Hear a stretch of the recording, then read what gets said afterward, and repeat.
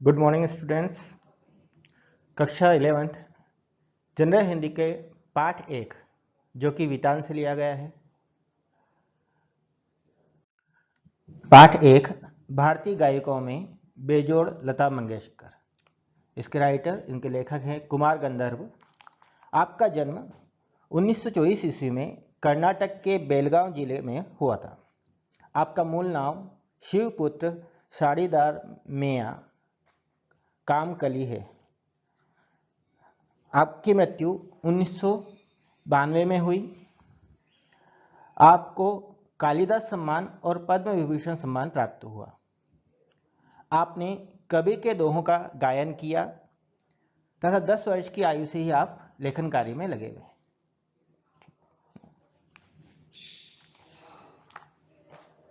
बरसों पहले जब कुमार गंधर्व में बीमार था, उनके बारे में बताया गया है। उस बीमारी में उन्होंने रेडियो लगाया, वह मेरे दिल में उतर गया। गाना समाप्त होने पर मालूम हुआ कि गायिका का नाम लता मंगेशकर है। जब उन्होंने रेडियो लगाकर सुना तो रेडियो पर उन्हें मधुर संगीत सुनाई दिया, जिससे वो मन तो मुग्ध हो गए। उन्हें गायन बहुत ही अच्छा लगा। और जब उन्होंने लास्ट में नाम सुना तो नाम का उच्चारण किया गया, बताया गया कि ये लता मंगेशकर को गाया गया था। लता से पहले संगीत में नूह जहाँ का नाम अपना जमाना था, उनका नाम फेमस था, परंतु उसी क्षेत्र में बाद में आई हुई लता उनसे कहीं आगे निकल गई। लता मंगेशकर से पहले भी अनेक गायक हुए हैं जो प्रसिद्ध हुए हैं, उन्होंने अपने गायन कला सबको प्रभावित किया है। लेकिन कुमार गंधर्व बताते हैं कि उनसे पहले की इन सब गायिकाओं से लता मंगेशकर कहीं आगे निकल गए, उन्होंने उनसे अच्छा गायन किया। मेरा स्पष्ट मत है कि भारतीय गायिकाओं में लता के मुकाबले की गायिका हुई ही नहीं। लता के कारण चित्रपट संगीत को विलक्षण लोकप्रियता प्राप्त हुई। लोगों का शास्त्रीय संगीत को देखने का ढंग ही बदल गया। लता मंगेशकर ने जो फिल्मी गाने लिखे हैं, गाने गाए हैं, उन गानों को सुनने से लोग बहुत प्रभावित हुए और उन्होंने के उस शास्त्रीय संगीत की पहचान से लोग उनको प्रभावित किया गया है, उनके द्वारा प्रभावित हुए हैं। उन्होंने शास्त्रीय संगीत को एक नया रूप दे दिया। चित्रपट संगीत के कारण नए व सुंदर गीत व गायकों के स्वर सुनाई पड़ रहे हैं। स्वर ज्ञान बढ़ रहा है, तरह तरह की लय के भी प्रकार सुनाई पड़ने लगे। तो जब से चित्रपट संगीत यानी फिल्मी संगीत जब से आया है, तब से लोगों को अनेक प्रकार के संगीत और नए नए स्वर, नई लहरिकाएँ, लिरिक्स सुनाई दे रहे हैं, जिन्हें लोग पसंद कर रहे हैं। लोगों को भी संगीत की समझ आने लगी है। संगीत की लोकप्रियता, उसका प्रसार और अभिरुचि के विकास का श्रेय लता को ही देना पड़ेगा। तो वे मानते हैं कि लता मंगेशकर के गीतों के द्वारा ही लोगों ने संगीत को समझा है, पहचाना है और उसमें अपनी रुचि जागृत की है। लता की लोकप्रियता का मुख्य मर्म उनका गानपन है। अर्थात गानपन का मतलब होता है गाने में वह मिठास जो कि श्रोता को मस्त कर दे। यानी उनके गायन में ऐसी मिठास थी कि लोग उसके गीत को सुना करते थे तो सुनते ही रह जाते थे। उसे राग व स्वर के ज्ञान से कोई मतलब नहीं होता। जब कोई गायक गाना गाता है तो उसके श्रोता को, सुनने वाले को, उनके कौन सा राग है या किस स्वर में, कौन से पंचम स्वर में, कौन से स्वर में गाया जा रहा है, उससे कोई विशेष मतलब उनको नहीं होता है। उन्हें गाना अच्छा लगना चाहिए, सुरीला लगना चाहिए, वो उसको मदमस्त वो उस गाने में हो जाए, ऐसा गाना होना चाहिए। लता के गानों की एक विशेषता और है, उसके स्वरों की निर्मलता, उसके स्वरों में कोमलता और मधुरता है। यह उनके गानों की विशेषता बताई गई है कि उनके गाने मधुर, कोमल और निर्मल हैं। लता के संगीत की एक और विशेषता है उनका नादमय उच्चारण। उनके गीत के किन्हीं दो शब्दों का अंतर, स्वरों के आलाप बड़ी सुंदर रीति से भरा है। ऐसा लगता है दोनों शब्द एक हो गए। तो जब भी लता मंगेशकर के गानों को सुनते हैं तो उनके जो शब्द होते हैं, शब्दों के बीच में जो गैप होती है, जब उनका गायन सुनते हैं तो हमें वह गायन में वह गैप सुनाई नहीं देती है। वह अपने आलाप के द्वारा उसको इस प्रकार कंप्लीट कर देते हैं कि ऐसा लगता है शब्द आपस में जुड़े हुए हों, उनके बीच में गैप ना हो। माना जाता है कि लता करुण रस विशेष प्रभावित रीति से प्रकट होता है।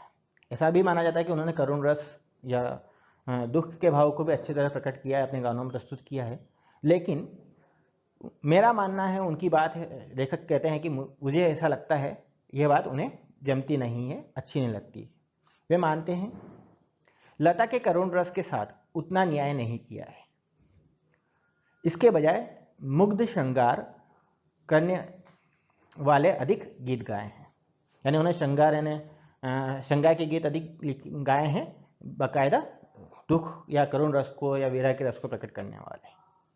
मेरी दृष्टि में उनके गायन में एक और कमी है, लता का गान ऊंची पट्टी में रहता है। यानी वो जब गाना गाती है तो उनकी जो स्वर की ऊंचाई होती है वो अधिक होती है, अधिक जोर से वो गाने को गाया जाता है, अधिक ऊंचे स्वर में गाया जाता है। लता का संगीत के क्षेत्र में स्थान अव्वल दर्जे के खानदानी गायकों के समान ही है। वे अपने एक गीत में 3 घंटे के संगीत कार्यक्रम का आनंद दे देती है। यानी जब उनके गाने को सुनते हैं तो एक गीत में ऐसा लगता है जैसे बहुत बड़ा हमने कार्यक्रम सुना हो, किसी के संगीत निशा में संगीत कार्यक्रम में हम जाते हैं और 3 घंटे का जो कार्यक्रम होता है वो उनके एक ही गाने में इतना आनंद प्राप्त होता है कि आदमी मुग्ध हो जाता है। खानदानी गवैयों का दावा है कि चित्रपट संगीत ने लोगों के कान बिगाड़ दिए हैं। उन जो प्रसिद्ध खानदानी गवैये हैं, गायक हैं, उनका मानना है कि चित्रपट संगीत ने, फिल्मी संगीत ने लोगों के कान बिगाड़ दिए हैं। यानी वे अच्छा गाना पसंद नहीं करते, जो भी गाना उन्हें मिलता है वो पसंद कर लेते हैं, ऐसा आरोप लगाया जाता है। चित्रपट संगीत में नवनिर्मित संगीत की बहुत गुंजाइश है और ये माना जाता है कि चित्रपट एवं संगीत में, यानी फिल्मी संगीत में नवनिर्मित नए प्रकार के संगीत की बहुत गुंजाइश है। चित्रपट संगीत में शास्त्रीय रागदारी के साथ राजस्थानी, पंजाबी, बंगाली प्रदेश के लोक गीतों के भंडार को भी खूब लूटा है। यानी चित्रपट संगीत में, फिल्मी संगीत में सिर्फ शास्त्रीय गायन के रागों को ही प्रयोग नहीं किया गया, राजस्थानी, पंजाबी और अन्य प्रादेशिक गीतों के भंडार को भी चित्रपट संगीत में शामिल किया गया, उसका भी प्रयोग किया गया है। धूप का कौतुक करने वाली पंजाबी गीत, पंजाबी गीत की मस्ती, रुक्ष और निर्जर राजस्थान के बादल की याद दिलाने वाले गीत। राजस्थान में जहाँ पे सूखा अधिक रहता है, वहाँ के जो राजस्थानी गीत होते हैं उन गीतों को भी फिल्मों में देखा गया है। पहाड़ों की धारियों, खारों में प्रतिध्वनित होने वाली पहाड़ी गीत जो कि गुंजायमान होते हैं, गुंजित होते हैं, उस प्रकार के गीतों को भी इसमें देखा गया है। कृषि गीत और ब्रजभूमि के सहज मधुर गीतों का भी रसानुकूल उपयोग संगीत निर्देशकों ने किया है। तो फिल्मी संगीत में हर प्रकार के संगीत का प्रयोग किया जाने लगा है। फलस्वरूप चित्रपट संगीत दिनों दिन अधिकाधिक विकसित होता जा रहा है।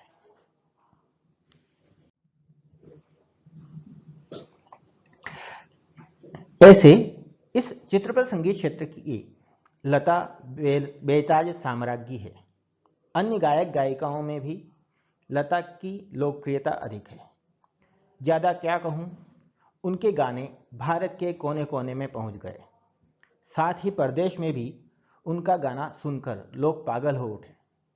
यह चमत्कार ही है। अर्थात लता मंगेशकर के द्वारा बताया गया है कि वो एक अपने गीतों के द्वारा सिर्फ भारत में ही नहीं, विदेशों में पसंद किया जाता है उनके संगीत को, और इस प्रकार वे पूरे विश्व की साम्राज्ञी